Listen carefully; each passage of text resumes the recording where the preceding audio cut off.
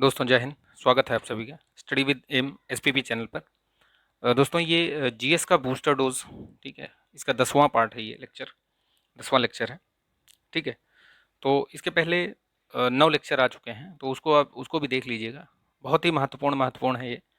किसी भी परीक्षा, जो भी आगामी परीक्षा है, सभी परीक्षाओं के लिए महत्वपूर्ण है। तो आप उसको देख लीजिए, उसकी प्लेलिस्ट बनी हुई है चैनल पर जाइए, ठीक है, और उसको देखिए और अपना एक क्वेश्चन बैंक तैयार कीजिए। ठीक, जो मैं एडिशनल इन्फॉर्मेशन देता हूँ उसको भी आप नोट्स बनाते चलिए। ठीक है, तो आपका एक बहुत अच्छा नोट्स तैयार हो जाएगा। तो चलिए शुरू करते हैं। वीडियो शुरू करने से पहले कहना चाहूँगा, अगर आप इस चैनल पर नए हैं तो प्लीज़ लाइक शेयर सब्सक्राइब कर लीजिए। सब्सक्राइब करके और ये प्रेस जो बेल आइकन है उसको प्रेस कर लीजिए। ठीक है, तो ताकि वीडियो का नोटिफिकेशन आपको मिलता रहे। चलिए शुरू करते हैं वीडियो को फटाफट। महात्मा गांधी से संबद्ध निम्नलिखित आश्रम में से सबसे पुराना कौन सा है?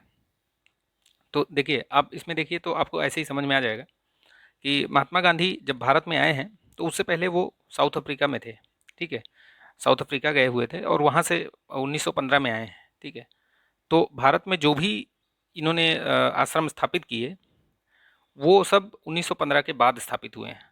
लेकिन डरबन में फिनिक्स आश्रम जो है, फिनिक्स आश्रम, ये सबसे पहले वहाँ पे उन्होंने स्थापित किया था साउथ अफ्रीका में, डरबन में। ठीक है, तो सबसे पहला यही होगा इसमें। सबसे पुराना कौन सा है? ये फिनिक्स। तो याद रखिएगा, ये इसकी स्थापना 1904 में की थी उन्होंने। ठीक है, ये साबरमती तो 1915 में जब भारत आए हैं तब किया था उन्होंने। वर्धा जो है 1936 में इन्होंने स्थापित किया। साबरमती छोड़ के फिर वर्धा में ही रहने लगे ये। और ये सदाकत जो है ये 1921 में स्थापित किया था पटना में। ठीक है, तो इस तरीके से याद रखिएगा इसको। हो सकता है कि अगली बार जब ये प्रश्न पूछा जाए कहीं तो मैचिंग में आ जाए, लिस्टिंग में, तो ध्यान रखिएगा इसको, जो मैंने बताया है ये नोट कर लीजिएगा। ठीक है, चलिए आगे बढ़ते हैं। ईस्ट इंडिया कंपनी द्वारा स्थापित उच्चतम न्यायालय के प्रथम मुख्य न्यायाधीश कौन थे? ये आपको पता होगा, आपने बहुत बार पढ़ा होगा, एल्जाम इम्पे थे। नील दर्पण के लेखक कौन है? तो ये दीनबंधु मित्रा जी हैं। ठीक, चलिए आगे बढ़ते हैं। अजीमुल्ला खान सलाहकार थे, किसके सलाहकार थे ये? तो ये नाना साहब के सलाहकार थे। जो 1857 की क्रांति हुई थी उसमें नाना साहब कानपुर से, इन्होंने वो इसका नेतृत्व किया था विद्रोह का। तो याद रखिएगा। रानी लक्ष्मीबाई ये झांसी से, ठीक है। कुंवर सिंह ये बिहार में। तो याद रखिएगा इस तरीके से। चलिए आगे बढ़ते हैं। भक्ति आंदोलन का प्रारंभ किया था, तो ये शुरुआत हुई थी ये अलवार जो संत थे उनसे ही। ठीक है, याद रखिएगा इसको। तो ये अलवार जो क्या है, ये वैष्णव, ठीक, वैष्णव है। और नैनार क्या है? नैनार वो शैव। ठीक है, तो ध्यान रखिएगा इसको। चलिए आगे बढ़ते हैं। कृष्णदेव राय के दरबार में अष्ट दिग्गज कौन थे? उनके दरबार में ये अष्ट दिग्गज जो है ये तेलुगु कवि थे। ठीक है, कृष्णदेव राय संगम कालीन जो ये थे, इनके यहाँ कवि थे ये लोग।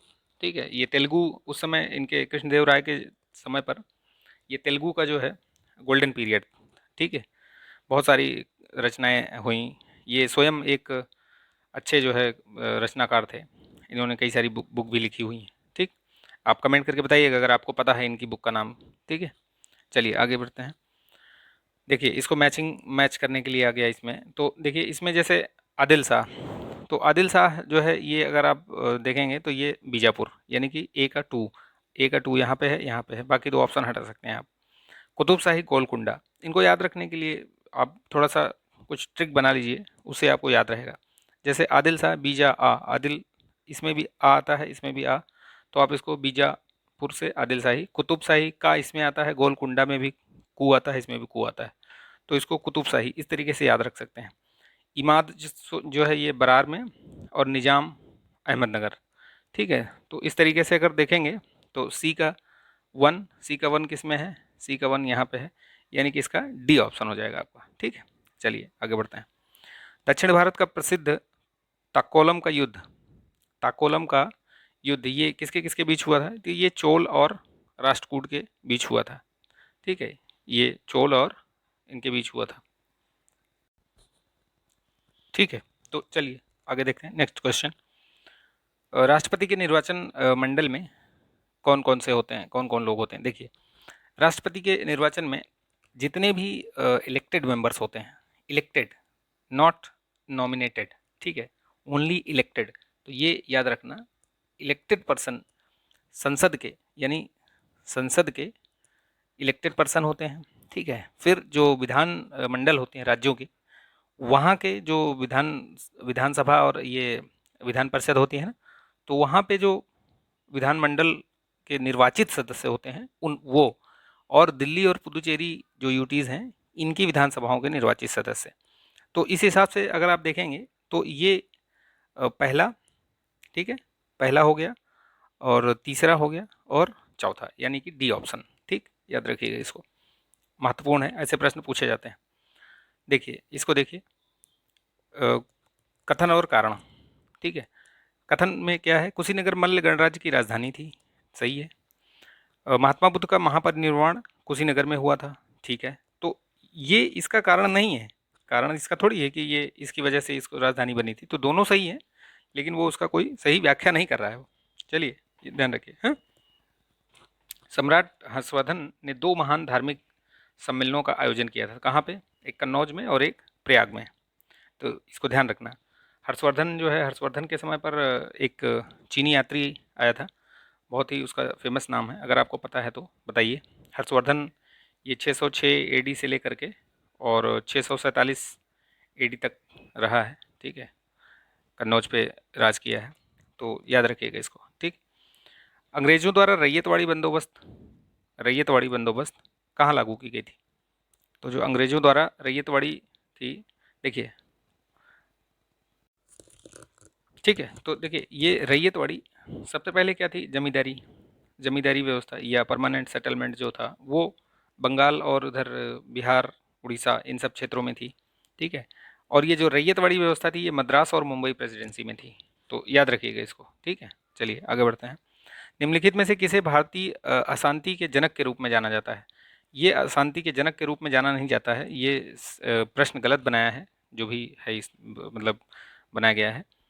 चूँकि मैं आपको ऐसे बता रहा हूँ क्योंकि एक अंग्रेज लेखक या जो कह सकते हैं अधिकारी ने इनको कहा था, ये कथन है, ये जाना नहीं जाता है, ठीक है, जानने का कोई इसमें ऐसा कोई प्रश्न नहीं बनाना चाहिए।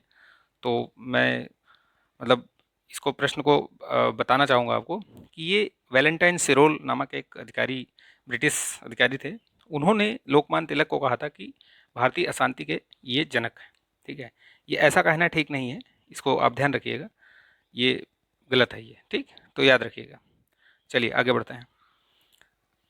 कांग्रेस ने निम्नलिखित नेताओं में से कौन एक पूर्ण रूप से कैबिनेट मिशन के पक्ष में था, तो महात्मा गांधी ही थे जो पूर्ण रूप से इसके पक्ष में थे, बाकी सब कुछ न कुछ बता रहे थे, लेकिन ये महात्मा गांधी ही थे जो पूर्ण रूप से इसमें थे। विनोबा भावे के किस आंदोलन में भाग ले लिया था इन्होंने सर्वप्रथम और गिरफ्तार हुए थे, तो सविनय अवज्ञा आंदोलन में भाग लिया था इन्होंने और पहली बार गिरफ्तार हुए थे। और इन्होंने कौन सा आंदोलन चलाया था ये, ठीक है, इन्होंने स्वतंत्रता के बाद भूदान आंदोलन आंदोलन चलाया था, आपको याद होगा, ठीक है, अगर नहीं पता तो आप लिख लीजिए इसको, ठीक। और इन्होंने कहाँ से शुरुआत किया था, तो ये जब उस समय तो आंध्र प्रदेश था, और आंध्र प्रदेश के पोचमपल्ली गांव से इन्होंने शुरुआत की थी, तो इसको याद रखिएगा कि कहाँ से और कब शुरू किया था, किसने शुरू किया था। जलियांवाला बाग हत्याकांड के लिए उत्तरदायी जनरल डायर को किसने मारा था, तो ऊधम सिंह, इस पर एक मूवी भी बनी है ऊधम सिंह करके, आपने देखा भी होगा, ठीक है, देखिएगा, अच्छी मूवी है, इस तरीके की मूवी देखनी चाहिए, फालतू मूवी देख के आप अपना समय न खराब किया करिए। जो इस टाइप की मूवीज़ हों, जो हिस्टोरिकल बैकग्राउंड पे हों, किसी किसी की ऑटोबायोग्राफी हो या किसी की जीवनी हो, उस तरीके के जो अच्छे लोग हैं, जो महान महान लोग हुए हैं, उनके उन पर आधारित मूवीज़ देखिए, ठीक है, तो वो आपका समय नहीं खराब करेंगी, वो आपको कुछ न कुछ आपको सीख दे के जाएंगी, और आलतू फालतू मूवीज़ देख के आपको टाइम खराब होगा। चलिए आगे बढ़ते हैं। अगस्त घोषणा, ये आप पता है कि मॉन्टेग्यू ने किया था 1917 में, ठीक है, याद रखिएगा इसको। अगस्त प्रस्ताव ये लॉर्ड लिथगो ने 1940 में दिया था, ठीक है। अगस्त संकल्प ये गांधी जी का था, और प्रत्यक्ष कार्रवाई दिवस ये मनाया था जिन्ना ने, ठीक है, तो याद रखिएगा इसको। चलिए आगे बढ़ते हैं, नेक्स्ट क्वेश्चन देखिए, यहाँ से आपको अगला क्वेश्चन ये मिल जाएगा, तो इसका अगर आंसर देखेंगे तो ए होगा। ठीक। स्वतंत्र भारत के लिए संविधान की रचना हेतु संविधान सभा का विचार सबसे पहले किसने दिया था? तो वो कांग्रेस पार्टी ने 1936 के अधिवेशन में दिया था। ठीक है, जो लखनऊ में हुआ था। चलिए आगे बढ़ते हैं। अ, राष्ट्रीय आंदोलन की अवधि में जिस घटना में कोई मतभेद के बीज बोए अंततः वो देश विभाजन करवाया। तो आपको पता होगा, आपने पढ़ा होगा इतिहास में कि जो इंडियन काउंसिल एक्ट 1909 वाला आया था, जिसे मार्ले मिंटो सुधार के नाम से भी जाना जाता है, उसमें मुसलमानों को पृथक निर्वाचन का जो प्रावधान किया गया, वहीं से ये कार्यक्रम शुरू हुआ। ठीक है, और अंततः जो है देश का विभाजन भी हो गया। तो याद रखिएगा धार्मिक स्वतंत्रता के प्रावधान पे, तो इसका आंसर ये होगा डी। ठीक है। चलिए, धार्मिक स्वतंत्रता के अधिकार के प्रावधान के अंतर्गत क्या क्या सम्मिलित हैं? तो देखिए, धर्म का प्रचार करना सम्मिलित है, कृपाण रखना सम्मिलित है, राज्यों को समाज सुधार विधि निर्माण अधिकार है, धार्मिक निकाय के लोगों को धर्म परिवर्तन कराने का अधिकार है, ये कोई अधिकार नहीं है। ठीक है, तो इसमें कौन सा सही होगा? 1 2 3 ए इसका ऑप्शन। ठीक। भारत के नियंत्रक एवं महालेखा परीक्षक की नियुक्ति कौन करता है? राष्ट्रपति जी करते हैं। आप बताइए ये कौन सा अनुच्छेद है? ठीक है, कमेंट कीजिएगा आप। निम्नलिखित में से कौन सा एक भारतीय रिजर्व बैंक का कार्य नहीं है? तो आप देखिए उसमें ये भी है, ये भी है, ये भी है, लेकिन ये करेंसी नियमन का कार्य नहीं है उसका। ठीक है, ये सब तो है बट नियमन नहीं करता उसका। निम्नलिखित में से कौन सी एक निजी बैंक है? तो इसमें निजी बैंक यही है, पंजाब बैंक, बाकी सब तो सार्वजनिक क्षेत्र की हैं। भारत के विदेशी विनिमय कोष के संबंध में निम्नलिखित में से कौन सा कथन सत्य नहीं है? तो इसमें पूछ रहा है कि कौन सा कथन सत्य नहीं है। तो देखिए, भारतीय रिजर्व बैंक अपने पास विद्यमान स्वर्ण तथा विदेशी मुद्रा पर सम्मिलित होती है, उसमें सही है, ये सही है। ठीक है, ये रिजर्व बैंक रखता है, ये भी सही है। विशेष आहरण जो एसडीआर होता है ना, एसडीआर जिसको बोलते हो आप, वो सम्मिलित नहीं होता, तो ये यही गलत है, वो भी सम्मिलित होता है उसमें। ठीक है, तो ये ध्यान रखिएगा, कन्फ्यूज़न ना हो, ये भी सम्मिलित होता है उसमें।